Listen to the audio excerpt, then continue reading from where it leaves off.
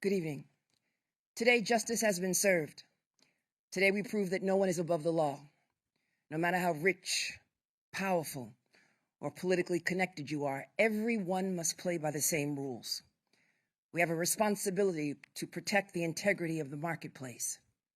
And for years, Donald Trump engaged in deceptive business practices and tremendous fraud.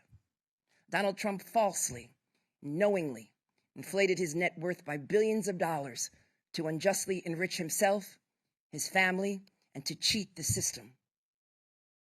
Donald Trump may have authored the art of the deal, but he perfected the art of the steal.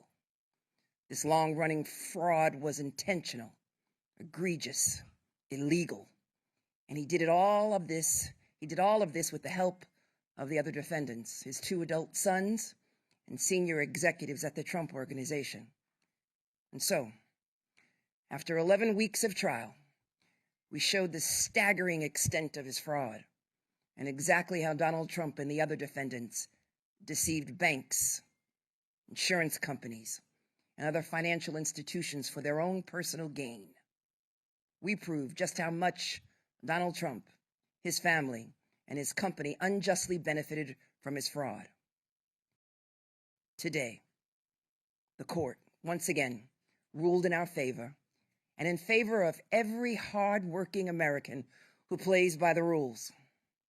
Donald Trump and the other defendants were ordered to pay $463.9 million. That represents $363.9 million in disgorgement, plus $100 million in interest, which will continue to increase every single day until it is paid.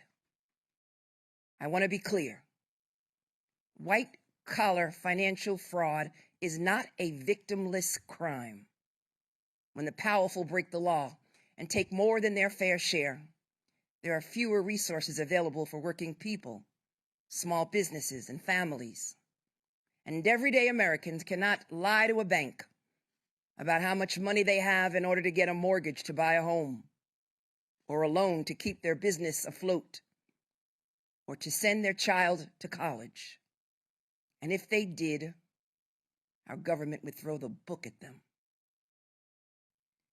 Because the scale and the scope of Donald Trump's fraud is staggering, and so too is his ego and his belief that the rules do not apply to him. Today, we are holding Donald Trump accountable.